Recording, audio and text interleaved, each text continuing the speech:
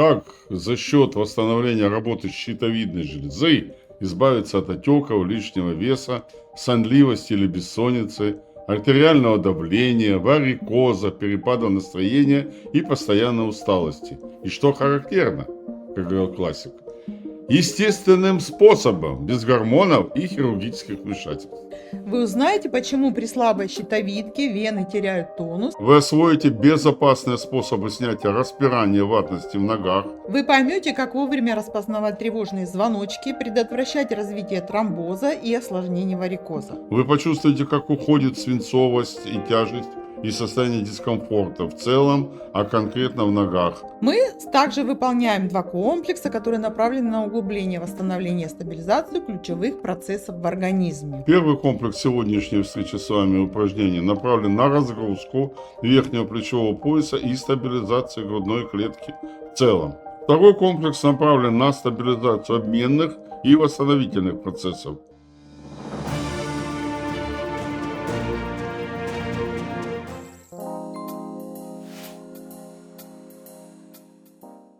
А для новичков, кто недавно присоединился, о нас пару слов. Мы академики Картавенко, доктора наук, врачи восстановительной медицины в 6-м поколении. И нам помогает наша дочь Екатерина Меркурий, которая является уже следующим поколением. Мы помогаем вернуть здоровье и прожить активную жизнь. И также мы известны как авторы технологии мгновенного освобождения от боли. В наших соцсетях представлено огромное количество таких безопасных способов. И буквально на любой случай жизни, что-то где-то заболело, самочувствие ухудшилось, можно найти методику, которая быстро окажет помощь и сделать самочувствие лучше. Статья о наших способах, методах скоропомощного системного оздоровления опубликованы во многих научных и научно-популярных изданиях, как у нас в стране, так и за рубежом.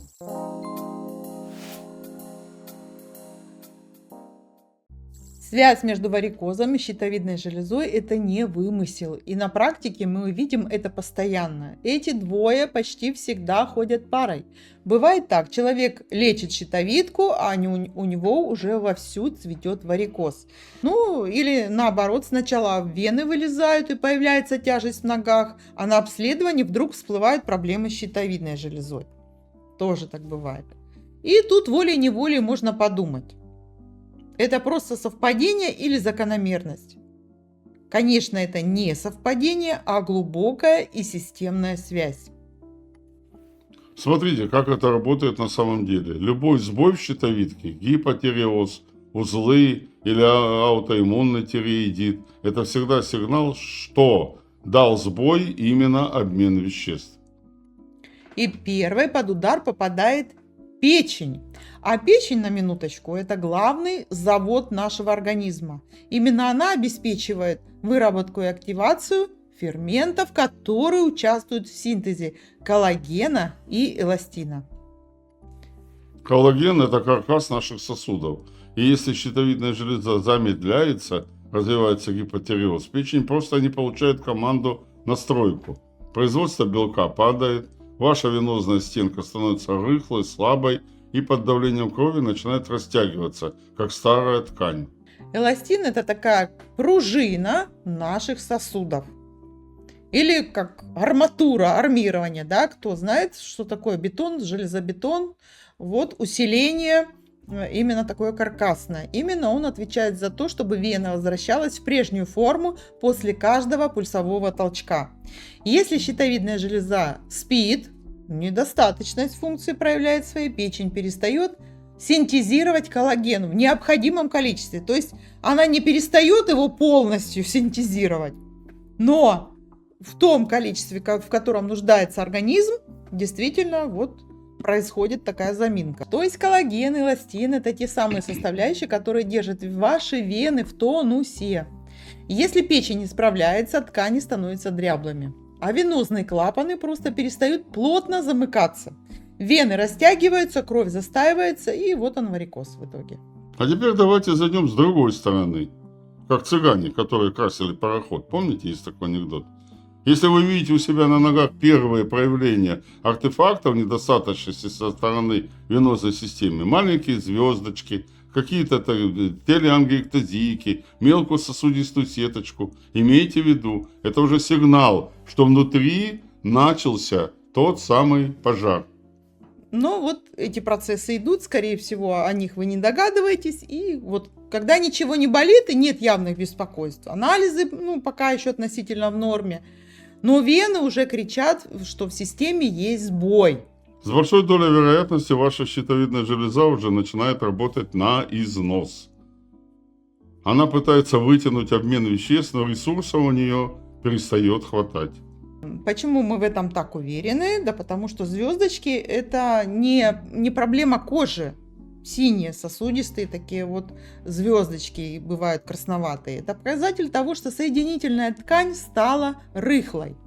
А что у нас отвечает за качество этой ткани? Правильно, связка, щитовидная железа плюс печень. Если на ногах появился рисунок, это значит, щитовидка не поддерживает нужную скорость обмена веществ, печень не успевает обновлять белки сосудов, венозная стенка просто сдается под давлением крови. Получается, что варикоз – это лишь верхушка айсберга. Вы видите только синюю сеточку на коже, а под водой, то есть под кожей, скрывается гипотиреоз, застой желчи или дефициты. Но это не только гипотиреоз, это могут быть явления и гипертиреоза, и аутоиммунные процессы в железе могут такую же картину давать. Так что в системе перечисления смело добавляйте аутоиммунный тиреоидит и гипертиреоз. Сейчас хотим поделиться историей одной из участниц наших восстановительных программ. Ее зовут Ольга Годованец, ей 66 лет, она из Крымска. Иногда организм подает сигналы не в одном месте, а сразу по нескольким системам. И кажется, что это просто набор разных проблем. У Ольги это выглядело вот именно так. Проблема с печенью, гемангиома печени, жировой гепатоз, киста в почке, сильный рефлюкс. Приходилось спать на 2 подушках, спазмы, из-за которых было сложно есть, постоянная усталость и негативные мысли, венозная сеточка на ногах, изменение ногтей. Когда я впервые, пишет Ольга, увидела рекламу курсов академиков Картавенко, я восстанавливалась после антибиотикотерапии. Она иссушила мне всю слизистую, и мое восстановление шло уже годы. У меня были спазмированы верхние этажи ЖКТ. И я решила просто попробовать заниматься с академиками, просто из любопытства. Сначала смотрела видео, вошла в чат, читала, что там пишут, и ей это все понравилось. Основной упор был сделан на восстановлении печени и желчи, тех процессов, от которых зависит обмен и состояние организма. После курсов по печени и желчи я решила проверить результат на ультразвуковом исследовании. Увидела, что гемангиома ушла, жировой гепатоз ушел, киста ушла. Но изменения коснулись не только анализов, изменилось повседневное состояние. Прошел рефлюкс, я перестала спать на 2 подушках. Сейчас сплю нормально, на ровной поверхности. Прошли спазмы, стало легче есть. И начали уходить те проявления, которые многие считают возрастными. Сейчас я стала мягкая, пластичная, легкая. Ушла венозная сеточка с ног. Ногти стали более ровные. Ушла лишняя волнистость. Появилась легкость при ходьбе. Стало больше сил. Раньше, даже когда я приготовлю обед, мне нужно было прилечь. Сейчас этого нет. Помню, как-то мы с детьми поехали на отдых, и в процессе одной прогулки нужно было идти 3 километра. И я тогда подумала, все, приду в отель и просто не смогу дальше ходить. Но нет, я прошла, никакой боли в ногах не было. А это 6 километров, 3 туда и 3 обратно. Я вернулась в отель, пошла в бассейн, а когда пришла в номер, то предложила мужу еще перед сном прогуляться. Отдохнула на ура. Раньше я не смогла бы пройти такое расстояние без осложнений. Я не люблю жаловаться, но до прохождения программы академиков Картавенко я чувствовала себя просто ужасно. Утром вставала и думала, как мне восстановиться. До обеда был процесс восстановления, но потом спазмы все равно не давали мне жить. Как хотелось, не было энергии, желаний, посещали плохие мысли. Сейчас ничего этого нет. Я чувствую себя прекрасно. Я научилась улыбаться, научилась отгонять негативные мысли, перестала пить все таблетки, которые пила раньше. Каждый выходной ко мне приезжают внучата, пишет Ольга, мы с ними гуляем, я стала легкая на подъем, хочется строить планы, продолжать жить в том же направлении, в котором живу сейчас. Хочется жить. Совсем скоро мы расскажем вам о том, какие шаги нужно сделать, чтобы прийти к таким результатам. А прямо сейчас в эфире давайте выполним с вами первый комплекс упражнений. Первое упражнение, упражнение без кислородной гимнастики. Оно выполняется на задержке дыхания в течение 7 секунд. Мы всегда просим вот такие домашние несложные предметы приготовить для выполнения упражнения, в данном случае вот скалки. И мы первое упражнение выполняем со скалкой. Что мы делаем? Мы растягиваем, выполняем мышечные усилия по растягиванию палки под углом 45 градусов. А захват у нас кисти рядышком, да? Тесно. Тесно, да?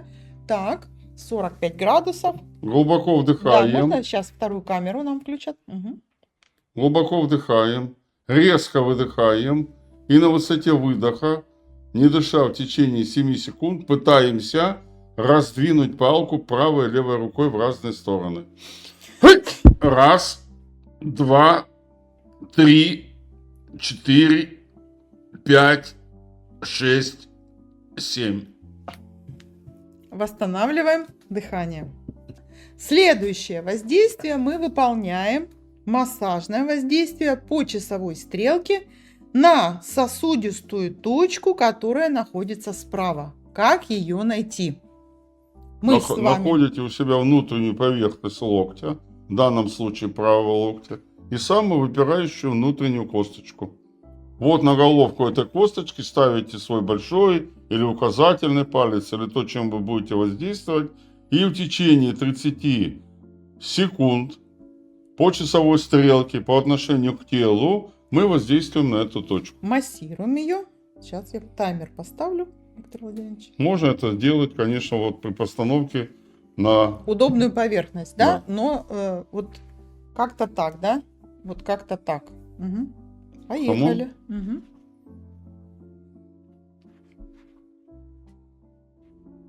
— 30 секунд.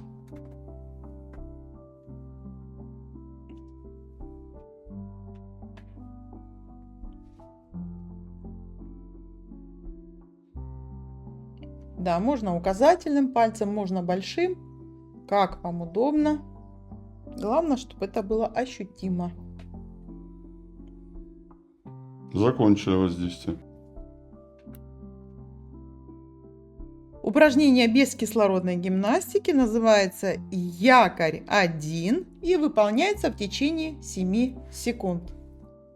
Возвращаемся мы с вами к месту локализации, где у нас соединяются ребра, и буквально они почти что подходят близко друг к другу, максимально близко друг к другу.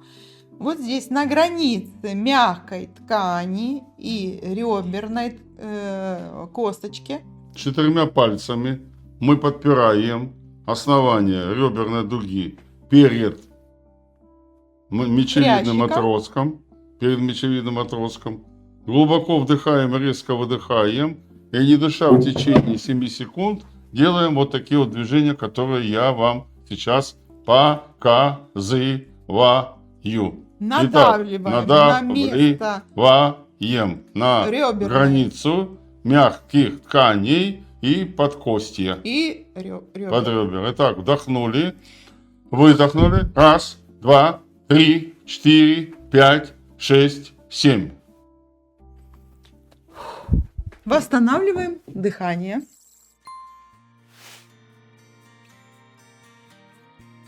Сейчас разберем несколько ситуаций, о которых нам сообщают участники. Да, вот Тамара нам сообщает. Тест на оценку усталости был 5, сейчас 2. Вот представляете, с 5 пунктов до 2 уменьшилась усталость. Наклоны стали направо на 20% глубже. Так, значит, налево не изменилось, а изменилась именно глубина направо. Боли не было. тревожности не было. Пятый показатель по легкости поворота в шею 90 градусов в обе стороны, так и есть. Глубже дыхание, много слюны и четче зрение. Надо обратить внимание на состояние желчного пузыря, если он живой. Если желчного пузыря нет, то обратить внимание на систему желчеоттока. В этом контексте посмотреть нужно состояние желудка, нет ли тенденции к его опущению. Внимательно посмотреть состояние молочной железы, правого глаза, состояние напряжения в области пояснично-крестцового отдела, вовлечение седалищного нерва.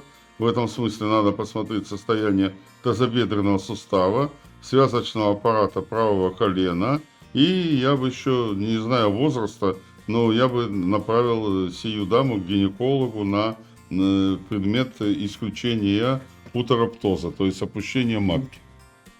И в этом смысле очень важно понимать, что это имеет прямое отношение к состоянию печени с точки зрения как раз-таки поддержки коллагена-эластиновой ассоциации. И вот то, что особенно в этой части приятно удивляет, что такая вот репозиция произошла по усталости. О чем это говорит? Это говорит о том, что есть определенная тенденция. Я бы обследовал состояние щитовидной железы на предмет узелковости справа и эхогенности слева. Почему? Потому что вот это диагональное состояние седалищных нервов, которые сами по себе линейны, но в отношении долей мозга они становятся диагональными. Поэтому вот в этом плане очень внимательно надо посмотреть, конечно, на узелковость, посмотреть щитовидную железу в целом. Ну и, конечно, заодно и выяснить состоятельность сонных артерий. Вот сколько диагностической информации мы можем получить только вот исходя из этих тестов. Так, Ирина нам сообщает, усталость была цифра 5, сейчас цифра 4. Пластичность талии 100 и вправо-влево без изменений, все комфортно, без боли. Была боль под правой лопаткой первоначально, когда она пришла на занятие, на цифру 5, сейчас цифра 3, то есть интенсивность боли снизилась. Тревожность с 50% до 40% снизилась. Шея поворачивалась без проблем вправо-влево. В плане предусмотренных ощущений увеличение количества слюны и жжение языка. Вот такие наблюдения. Я бы обратил внимание на состояние левого сердечного желудочка. Сделал бы электрокардиограмму с целью исключения застойных явлений в части натриево-калиевой ассоциации. Это первый отсыл сразу состоятельности щитовидной железы. В этот же день, если была возможность, сделать бы УЗИ щитовидной железы, а и на следующий день посмотреть биохимию крови. И в целом все это соединить в один лабораторный кластер. То есть оценить и состояние ЭКГ, и динамику, в смысле не динамику, констатировать биохимию крови и посмотреть состояние щитовидной железы. То есть тоже могут быть вопросы к состоянию щитовидной железы, и вот эти обстоятельства нужно проверить. А возможно, вы уже знаете о каких-то обстоятельствах, связанных с щитовидной железой. Пожалуйста, напишите, если таковое имеется. Да.